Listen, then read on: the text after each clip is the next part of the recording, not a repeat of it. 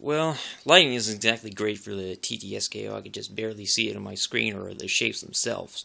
But here's my update. This is first part. I got some winter uniforms to overview just yet. Now, first off, these are the two caps I've recently acquired. This one is quite faded. It was a Facebook purchase. It is size 55, dated about 1998.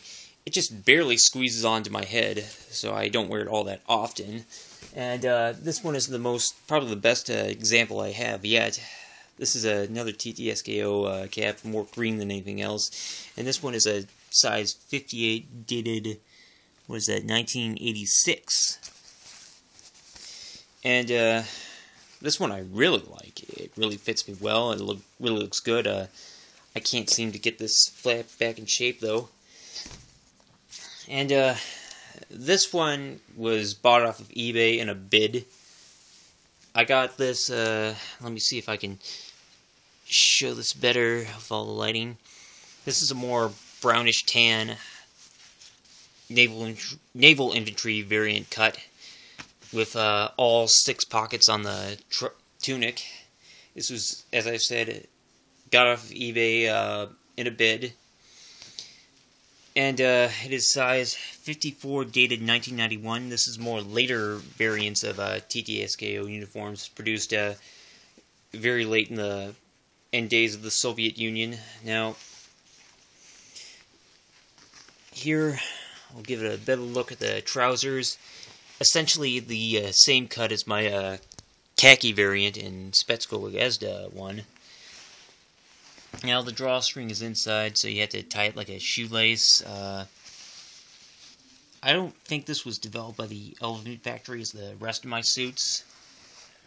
So, yeah. It's pretty roomy. I'll say that. Now all I need is just a piece of headgear to match it. And, same leg strings to secure to your foot. And now the body armor. This is a TTsko 6B5, probably in the best condition of all the other 6B5s I have. Like I said, this also has that interior Velcro patch in there. You can just barely see. If I can even give you a good look in there. No, I apparently can't. Okay, now this variant is dated 1990, and why don't we give you a better look at the backside here. Not very horribly faded, just barely faded at all, but very wrinkly.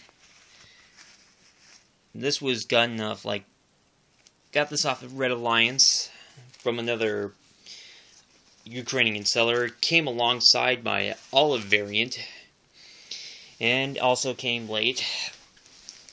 And, well, there's the first part of my TTsko gear update. Now for the winter sets. Okay, here's the second part of my TTsko update. This time is my 2 winter uniforms. Sorry about the poor lighting and the cat here. I'll get them out of the way soon. So, the first one is my, this winter variant, which I acquired around September, off of Facebook. Now,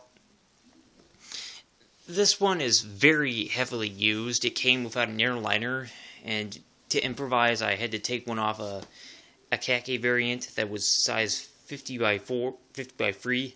This one is 50 by 4, as you can tell. It's not exactly up to size. I don't know the exact date. Here's a closer look at the stamp.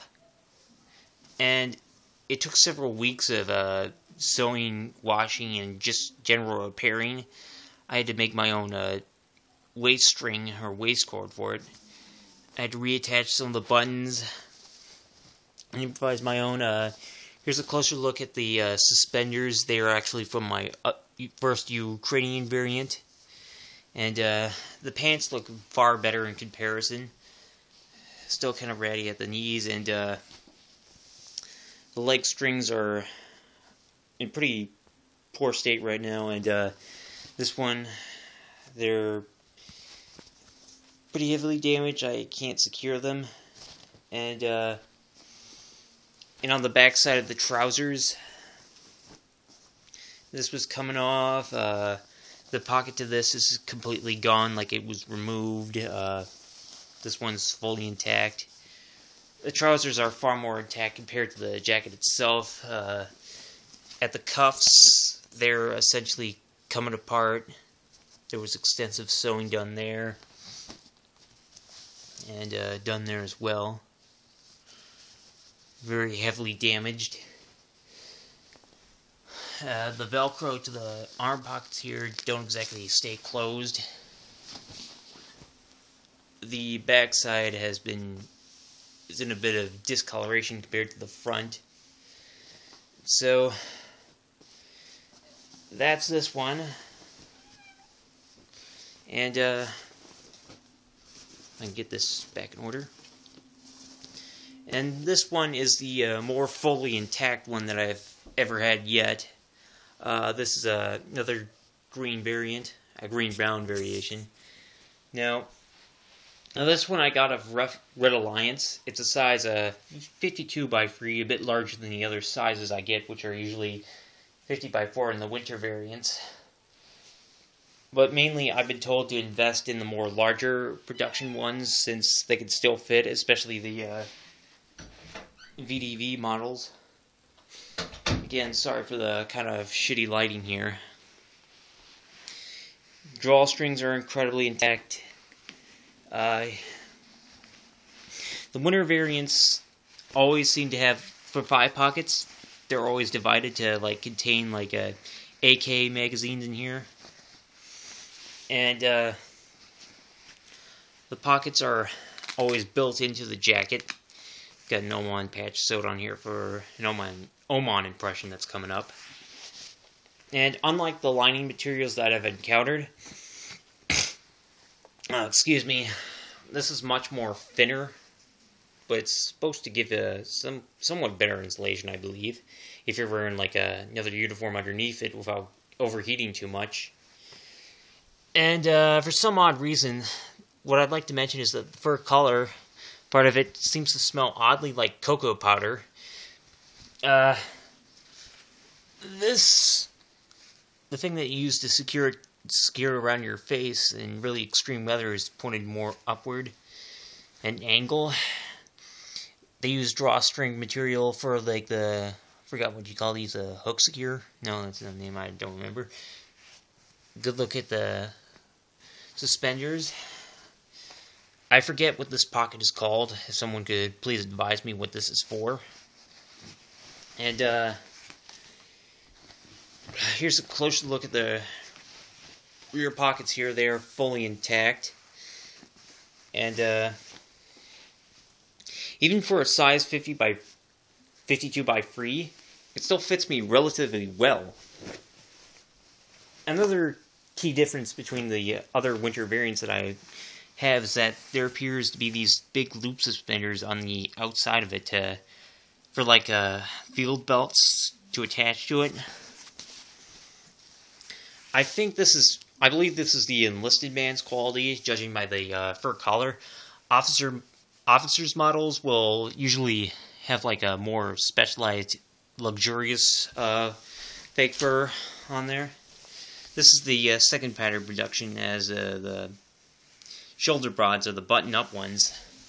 The one here that is heavily used, I believe, was the sewn-in variant, because you just barely make out where a shoulder broad was sewn in once. And, well, there's my full TTsko winter collection. Maybe sometime in the future I might gather up enough money to collect the other colorations of TTsko.